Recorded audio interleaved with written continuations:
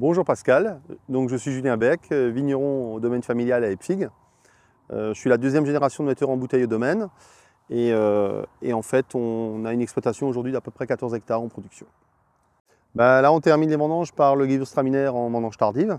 Donc on a attendu justement que ça se concentre un petit peu parce que la pourriture noble peinait un petit peu à se développer sur ce millésime, parce que c'est vrai que dans le coin d'Epfig, contrairement à d'autres coins de l'Alsace où cet été il y a quand même eu quelques pluies, nous, à chaque fois, on l'a attendu la pluie. Elle est juste tombée la semaine dernière avec abondance. On aurait été content qu'on ait ne serait-ce que le tiers au moment de l'été, mais voilà, c'est la nature qui décide. Et donc du coup, là, la pourriture s'est vraiment bien développée, que ce soit sur les Riesling, les Pinot Gris. Et puis donc là, on termine justement par le Gewürztraminer.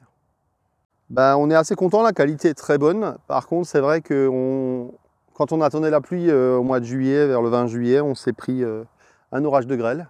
Donc ce qui est surtout embêtant, c'est que dans le secteur où ça a grêlé, j'ai essentiellement mes pinots noirs qui sont dans ce coin-là.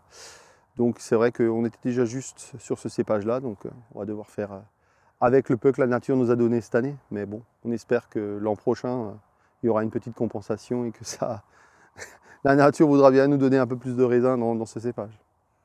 En cas, c'est vrai que l'état sanitaire était quasiment parfait. Du coup, vu qu'on n'a pas eu d'eau, il n'y a pas eu de problème de développement de champignons. Donc là, les champignons se sont juste commencés à se développer là, après les dernières pluies qu'on a eues pour les vendanges tardives. Donc c'est quand même ce qu'on veut. Donc voilà. Mais c'est vrai que là où c'était un petit peu plus compliqué, sur les pinots noirs, je n'ai pas voulu prendre le risque de les faire macérer avec les raisins qui étaient ou cramés par le soleil ou qui étaient carrément attaqués par la grêle, quoi. Donc c'est quand même des raisins qui sont complètement desséchés. Je n'ai pas voulu prendre le risque de laisser macérer ça pour avoir des faux goûts, quoi.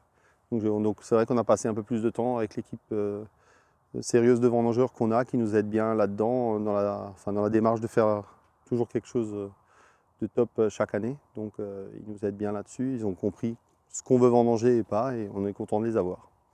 Il y a quelques belles cuvées en gestation, surtout qu'en plus le millésime 2022 est le premier en bio.